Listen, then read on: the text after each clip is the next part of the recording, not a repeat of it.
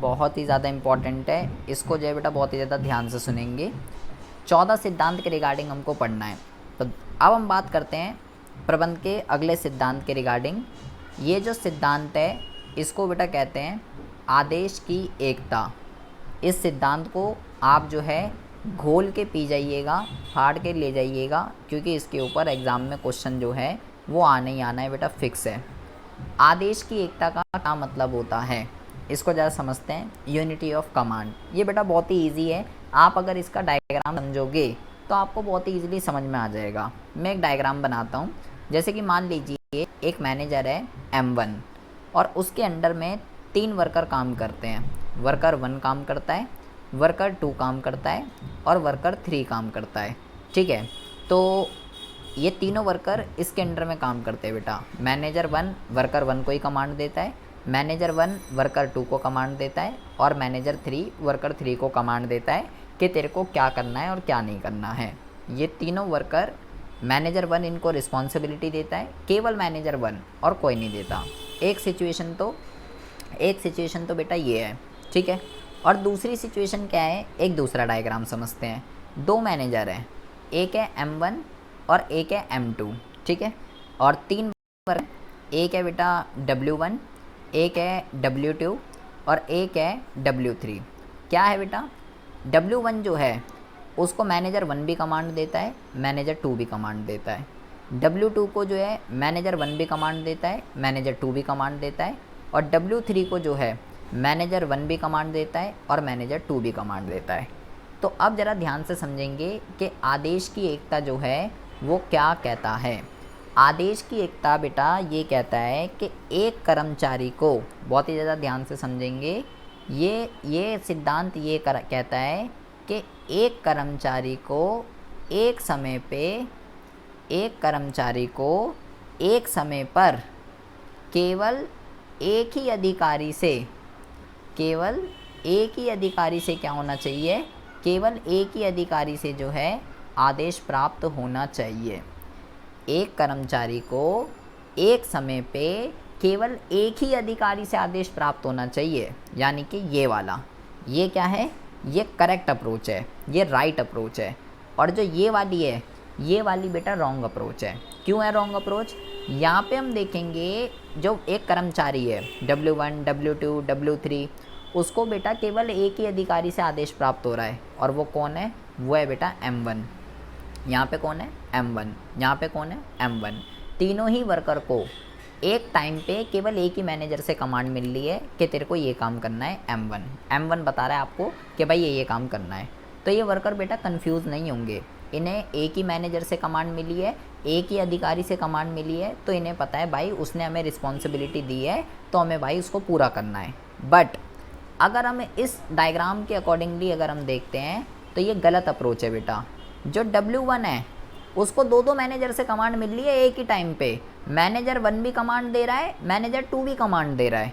Worker 2 जो है बेटा उसको भी एक टाइम पे 2 मैनेजर से कमांड मिल रही है। वर्कर 3 को भी बेटा एक ही टाइम पे 2 मैनेजर से कमांड मिल रही है। तो ऐसी सिचुएशन में तीनों वर्कर जो है क्या हो जाएंगे, ऐसी सिचुएशन में तीनों के तीनों वर्कर जो हैं वो बेटा कंफ्यूज हो जाएंगे कि पहले किस मैनेजर की कमांड को पूरा करें, M1 की कमांड को पूरा करें या M2 की कमांड को पूरा करें। और इस कंफ्यूजन के अंदर दोनों में से किसी का भी काम जो है वो नहीं हो पाएगा। तो भाई आदेश की एकता ये कहता है एट अ पर्टिकुलर टाइम, एक पर्टिकुलर समय पे, ठीक है, और एक पर्टिकुलर वर्कर को एक पर्टिकुलर मैनेजर से ही कमांड मिलनी चाहिए। अगर एक ही टाइम पे एक कर्मचारी को 2 अधिकारी से आदेश प्राप्त हो जाएंगे तो भाई वो कंफ्यूज हो जाएगा और वो जो है दोनों में से किसी का भी जो काम है वो नहीं कर पाएगा। वो यही इसी इसमें कंफ्यूजन में रहेगा कि मैं किसके आदेश का जो है पालन करूं। तो ये जो राइट वाला डायग्राम है ये बिल्कुल रॉन्ग अप्रोच है और ये जो लेफ़्ट वाला डायग्राम है ये बिल्कुल करेक्ट अप्रोच है। और अगर बेटा आदेश की एकता आती है तो आपको ये डायग्राम जो है बना के आना है। इसको बना के आने से प्रेजेंटेशन बहुत ही ज़्यादा अच्छी होती है और एग्ज़ाम में आपको जो है पूरे के पूरे मार्क्स मिलने के जो है चांस रहते हैं। तो जब भी आदेश की एकता आएगा तो आप इस डायग्राम को बना के आएंगे, प्रॉपर मीनिंग लिख के आएंगे। यहाँ पे आप लिख देंगे सही दृष्टिकोण और यहाँ पे आप लिख देंगे गलत दृष्टिकोण। ठीक है जी। इसके अगर हम भाई धनात्मक की बात करते हैं और अभिन्नात्मक की अगर हम बात करते हैं तो वो क्या क्या देखने के लिए हमें मिलेगा। पहले हम बात करते हैं भाई धनात्मक की।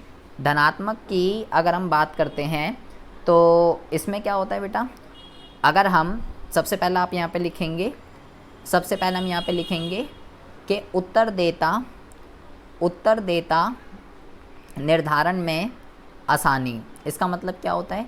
इसका मतलब ये होता है कि जब बेटा इस मैनेजर ने एक पर्टिकुलर वर्कर को एक पर्टिकुलर रिस्पॉन्सिबिलिटी दी, तो अगर काम नहीं होता तो इस मैनेजर के लिए ये पहचानना कि काम किसकी वजह से नहीं हुआ वो बहुत ही ईजिली है बेटा।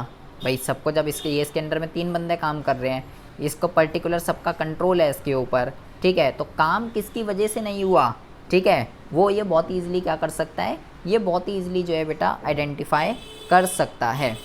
और इससे राइट अप्रोच से क्या होगा, इससे जो कर्मचारी हैं वो क्या नहीं होंगे, इससे जो कर्मचारी हैं वो भ्रमित नहीं होते, वो कंफ्यूज नहीं होते। ये इसके बेटा धनात्मक प्रभाव है।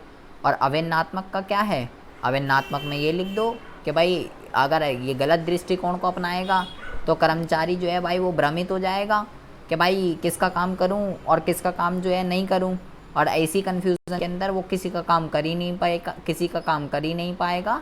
कार्य कुशलता में क्या हो जाएगी, कार्य कुशलता में जो है कमी हो जाएगी। और यहाँ पे आप ये भी लिख सकते हो कि इससे जो है कार्य कुशलता में क्या होती है, वृद्धि होती है, क्योंकि एक वर्कर को एक ही मैनेजर से कमांड मिल रही है तो उसे पता है मुझे क्या काम करना है, तो कोई कन्फ्यूज़न नहीं, अपने काम में लगा रहेगा। और यहाँ पे आप ये भी लिख सकते हो कि भाई यहाँ पे जो है उत्तर देता निर्धारण में क्या है, काम किसकी वजह से नहीं हो रहा वो यहाँ पे पहचानना बहुत ही ज़्यादा जो है मुश्किल हो जाएगा अगर एक ही टाइम पे एक को 2 से कमांड मिलेगी। तो ये बेटा एक बहुत ही इम्पॉर्टेंट सिद्धांत है इसको कहते हैं आदेश की एकता। ये बात करता है एक कर्मचारी को एक समय पे केवल एक ही अधिकारी से आदेश प्राप्त होना चाहिए। अगर एक ही टाइम पे 2 से मिलेगा तो वाई भ्रमित हो जाएगा, कंफ्यूज हो जाएगा, किसी का भी काम नहीं कर पाएगा। डायग्राम आपको इसके अंदर ज़रूर बना के आना है, इसके मार्क्स होते हैं, ठीक है, और इसके धनात्मक और ऋणात्मक प्रभाव। अब मैं आपको जो है अभी हमने पढ़ाई की एकता, अब हमें एक दूसरे कॉन्सेप्ट की बात करनी है, ये है बेटा निर्देश की एकता। अब ये क्या दिक्कत है इसको समझते हैं। वो था आदेश की एकता और ये है बेटा निर्देश की एकता। बहुत ज़्यादा ध्यान से सुनेंगे बेटा, दोनों के दोनों कॉन्सेप्ट, दोनों के दोनों सिद्धांत इंडिविजुअली भी आते हैं, दोनों में डिफरेंस भी आ सकता है कि आदेश की एकता और निर्देश की एकता, इन दोनों में क्या अंतर होता है, अंतर बताइए। आदेश की एकता तो चलो हमें समझ में आ गया कि भाई एक सिद्धांत को एक वर्कर को एक टाइम पे एक ही मैनेजर से कमांड मिलनी चाहिए। अगर भाई एक वर्कर को एक ही समय पे 2 मैनेजर से कमांड मिलेगी तो भाई मामला गलत हो जाएगा। अब हम बात करते हैं निर्देश की एकता की। निर्देश की एकता का मतलब क्या होता है बेटा, इसको भी एक एग्जाम्पल से समझते हैं तो आपको ज़्यादा अच्छे से समझ में आएगा। निर्देश की एकता का सिद्धांत ये कहता है, मान लीजिए एक कंपनी है, ठीक है, मान लीजिए एक जो है बेटा कंपनी है और वो जो कंपनी है वो बेटा 2 तरीके के प्रोडक्ट बनाती है। कौन कौन से? एक बनाती है वो बेटा कार और वो बनाती है दूसरा स्कूटर, ठीक है, एक बनाती है कार और एक बनाती है वो बेटा स्कूटर। एक कंपनी एक टाइम पे 2 तरीके के क्या बनाती है, प्रोडक्ट बनाती है, ठीक है। तो उसके पास क्या होगा, उस कंपनी के पास 2 तरीके के जो हैं बेटा डिवीज़न होंगे, डिवीज़न कह सकते हो, विभाग कह सकते हो। तो अब यहाँ पे क्या होगा, जो कार है और जो स्कूटर है दोनों ही बेटा डिफरेंट है, ठीक है, कार का किस्सा अलग होगा और स्कूटर का किस्सा अलग होगा। कहने का मतलब क्या है, कार की समस्याएं और कार की मार्केट अलग होगी। कार का क्रय का जिम्मा, कार का विक्रय का जिम्मा, कार का विपणन का जिम्मा, कार का वित्त का जिम्मा, ये भाई अलग होगा, इसी तरीके से स्कूटर के बात करें अगर हम, स्कूटर के इक्विपमेंट वो अलग होंगे बेटा, स्कूटर का विक्रय, स्कूटर का विपणन, स्कूटर के मार्केटिंग के लिए अलग कॉन्सेप्ट, इसकी अकाउंटिंग वगैरह अलग कॉन्सेप्ट। तो कार की मार्केटिंग और कार की समस्याएं और कार की मार्केट सब अलग होंगी, स्कूटर का अपना अलग होगा। ये कंपनी एक ही टाइम पे 2 प्रोडक्ट बना रही है। तो बेटा निर्देश की एकता ये कहता है, लेकिन ये सारी क्रियाएं बेटा किससे इंटरलिंक्ड है? क्रय विक्रय विपणन वित्त सारी की सारी किससे इंटरलिंक्ड है? कार डिवीज़न से बेटा। इसी तरीके से स्कूटर का क्रय विक्रय विपणन ये सब किससे इंटरलिंक्ड है? ये सब बेटा स्कूटर से इंटरलिंक्ड है।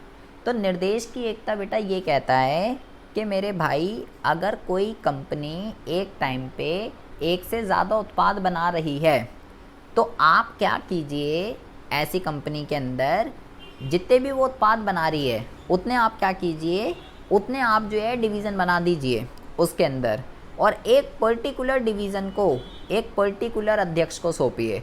मान लीजिए यहाँ पे हमने एक अध्यक्ष बिठा दिया, इसका नाम जो है अक्षिता है, ठीक है, और यहाँ पे भी एक अध्यक्ष है जिसका नाम क्या है, जिसका नाम जो है आशीष है। तो अक्षिता जो है बेटा वो किसको देख रही है? अक्षिता जो है बेटा वो कार डिवीज़न को देख रही है। अब अक्षिता कार डिवीज़न से रिलेटेड जितनी भी क्रियाएं हैं बेटा, चाहे वो क्रय हो, चाहे वो विक्रय हो, चाहे वो विपणन हो, चाहे वो वित्त हो, ये सारी की सारी चीज़ें, ये सारी की सारी क्रियाएं, इसका जिम्मा बेटा कौन है? इसका जिम्मा जो है बेटा अक्षिता देखेगी। अक्षिता क्या कहलाएगी? अक्षिता जो है बेटा कार डिवीज़न की अध्यक्ष कहलाएगी, ठीक है। इसी तरीके से आशीष जो है वो अपने डिवीज़न का काम देखेगा, वो स्कूटर का क्रय देखेगा, वो स्कूटर का विक्रय देखेगा, वो स्कूटर का विपणन देखेगा, वो स्कूटर का वित्त देखेगा। आशीष क्या कहलाएगा? आशीष कहलाएगा बेटा स्कूटर डिवीज़न का अध्यक्ष। तो बेटा निर्देश की एकता का जो सिद्धांत है, बड़े ध्यान से सुनेंगे, निर्देश की एकता का जो सिद्धांत है वो ये कहता है कि भाई समान उद्देश्य वाली विभिन्न क्रियाएं, बहुत ही ज़्यादा ध्यान से सुनेंगे इसकी टर्म को मैं क्या कह रहा हूँ। मैं इसका अर्थ यहाँ पे लिख देता हूँ तो आपको ज़्यादा अच्छे से समझ में आएगा कि ये क्या कह रहा है। इसके अर्थ में कहता है बेटा ये कि समान उद्देश्य वाली विभिन्न क्रियाएं, समान उद्देश्य वाली विभिन्न क्रियाएं एक ही अध्यक्ष के अधीन, एक ही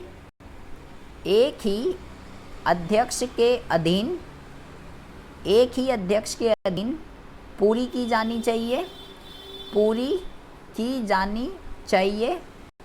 और उनके लिए एक ही योजना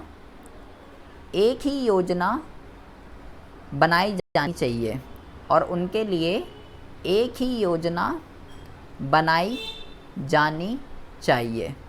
ये कहता है बेटा ये सिद्धांत। अब इसका मतलब क्या है? अब ज़रा ये समझिए। वो कह रहा है समान उद्देश्य वाली विभिन्न क्रियाएं। इस लाइन का क्या मतलब है बेटा? समान उद्देश्य वाली विभिन्न क्रियाएं, मैंने बोला कि कार डिवीज़न से रिलेटेड जितनी भी क्रियाएं हैं बेटा, चाहे वो क्रय हो, चाहे वो विक्रय हो, चाहे वो विपणन हो, चाहे वो वित्त हो, सारी की सारी एक्टिविटी किससे लिंक्ड है बेटा? कार डिवीज़न से लिंक्ड है।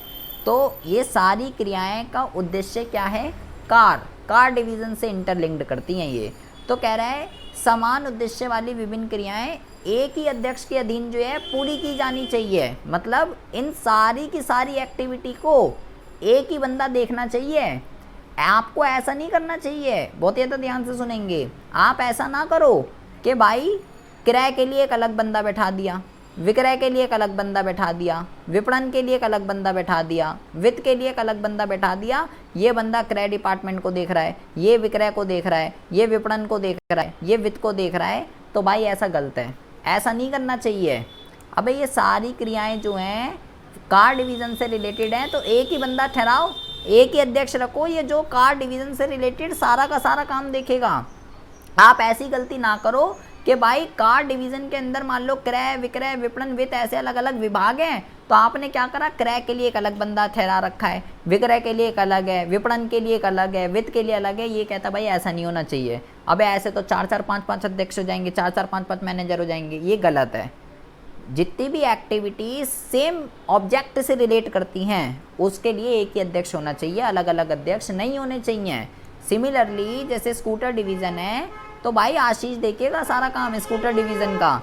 ऐसा नहीं आप क्रय के अंदर एक बंदा खड़ा कर दिया, विक्रय के अंदर कर दिया, विपणन के अंदर कर दिया, वित्त के अंदर कर दिया, यहाँ एक एक बंदा आपने खड़ा कर दिया जो उस डिपार्टमेंट को देख रहा है। नहीं, ये गलत अप्रोच है। स्कूटर डिवीज़न का काम सारा का सारा आशीष देखेगा, क्योंकि ये सारी की सारी जो क्रियाएँ हैं ये किससे लिंक्ड है बेटा, ये सारी की सारी जो क्रियाएं हैं ये बेटा स्कूटर डिवीज़न से जो है लिंक्ड करती है। तो कह रहा है समान उद्देश्य वाली विभिन्न क्रियाएं एक ही अध्यक्ष के अधीन पूरी होनी चाहिए, अलग अलग अध्यक्ष उसके लिए नहीं होने चाहिए कि क्रय का अलग अध्यक्ष, विक्रय का अलग अध्यक्ष, विपणन का अलग अध्यक्ष, वित्त का अलग अध्यक्ष, ऐसा नहीं होना चाहिए भाई। और उनके लिए एक ही योजना बनाई जानी चाहिए। मतलब ये सारी की सारी क्रियाएं कार से रिलेटेड है, तो कार डिवीज़न के लिए एक ही योजना बनेगी, अलग अलग योजना नहीं बनेगी कि क्रय के लिए अलग बन रही है, विक्रय के लिए अलग बन रही है, विपणन के लिए अलग बन रही है। ऐसा यहाँ पे जो है कुछ नहीं होता है। तो बेटा ये फोकस करता है निर्देश की एकता। इसका केवल एक ही स्लोगन है, ये कहता है वन हेड वन प्लान। क्या कहता है ये कहता है वन हेड वन प्लान। एक हेड होना चाहिए और एक प्लान होना चाहिए। ये बेटा इस चीज़ पे फोकस करता है, एक अध्यक्ष और एक योजना। तो इसको क्या कहते हैं, इसको कहते हैं बेटा निर्देश की एकता। और दोनों के दोनों कॉन्सेप्ट बेटा बहुत ही ज़्यादा इम्पॉर्टेंट है। 1000 बारी एग्ज़ाम में ये जो है पूछा जाता है कि आदेश की एकता क्या होती है, निर्देश की एकता क्या होती है, आदेश की एकता और निर्देश की एकता में अंतर बताइए। तो अंतर भी इस पे बेटा बहुत बारी आता है, तो अंतर को जो है ज़रूर पढ़ के जाइएगा। आदेश की एकता का जो लिंक है बेटा वो एक कर्मचारी को एक समय पे एक ही मैनेजर से कमांड मिलनी चाहिए, जबकि निर्देश की एकता कहता है कि समान उद्देश्य वाली विभिन्न क्रियाएं एक ही अध्यक्ष के अधीन पूरी हो, एक ही मैनेजर उसको पूरा करे, अलग अलग बंदे नहीं। वो बेटा निर्देश की एकता है। आदेश की एकता का काम है बेटा कि भाई किसी भी वर्कर को एक टाइम पे 2-2 बंदों से कमांड नहीं मिलनी चाहिए, जबकि निर्देश की एकता फोकस करता है कि कोई भी जो क्रियाएं हैं वो छूटनी नहीं चाहिए, उसको क्रियाओं को अनदेखा होने से रोकना।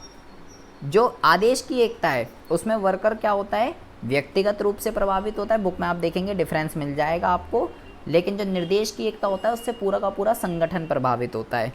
तो अगर हम इसके धनात्मक और ऋणात्मक प्रभाव की अगर हम बात करते हैं तो पहला आप लिख देंगे इसके अंदर कि भाई इससे जो है कार्यकुशलता में क्या होती है, कार्यकुशलता में वृद्धि होती है और उद्देश्य जो है क्या हो जाएगा, उद्देश्य जो है आसानी से प्राप्त हो जाएगा।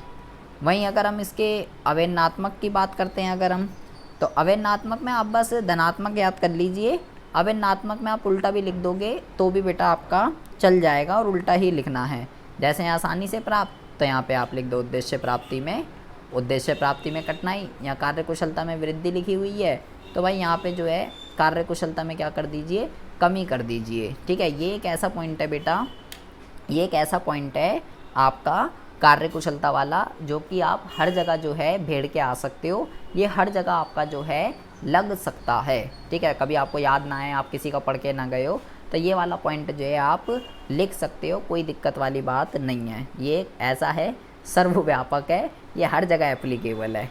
ठीक है, तो ये जो 2 सिद्धांत है और क्वेश्चन में यहाँ लिख रहा हूँ, या तो इंडिविजुअली आते हैं बेटा, या जो है आदेश की एकता और निर्देश की एकता, आदेश की एकता और निर्देश की एकता, इसमें बेटा अंतर क्या होता है, ये बहुत बारी एग्ज़ाम में आया हुआ है। अगर बेटा निर्देश की एकता आती है तो इस तरीके का अगर आप डायग्राम बनाना चाहते हो तो बेटा इस तरीके का डायग्राम भी आप जो है बना के आ सकते हो। आदेश की एकता में भी आप डायग्राम बना सकते हो और निर्देश की एकता में भी आप डायग्राम बना सकते हो। जितनी अच्छी आप प्रेजेंटेशन दोगे, जितना अच्छा आप सामने वाले को समझा पाओगे, उतना आपके लिए भी बेनिफिशियल है और सामने वाले के लिए भी बेनिफिशियल है।